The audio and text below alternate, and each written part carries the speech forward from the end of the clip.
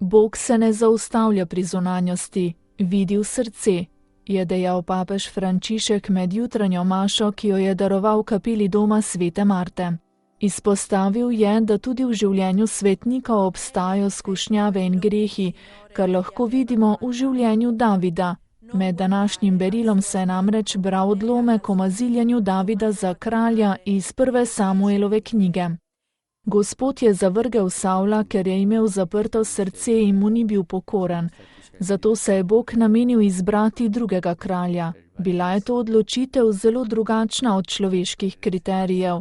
David je bil najmlajši od Jesejevih sinov, bil je še deček, a Gospod je preroku Samuelu dal vedeti, da zanj zunanjost ni pomembna. Gospod namreč vidi srce.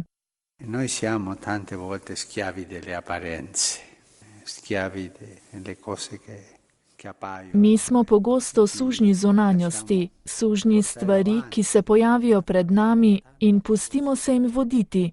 Gospod pa pozna resnico, je dejal papež med homilijo. Tutti noi siamo stati scelti dal Signore. Vsi mi smo bili izbrani od Gospoda za krst, da bi bili del njegovega ljudstva, da bi bili sveti. Posvečeni smo od Gospoda na tej poti svetosti, je zatrdil papež in dodal, da ko bere v življenju tega človeka, ki je storil veliko dobrega in tudi veliko manj dobrega, pomisli, da na poti krščanskega življenja ni nobenega svetnika brez preteklosti in niti grešnika brez prihodnosti.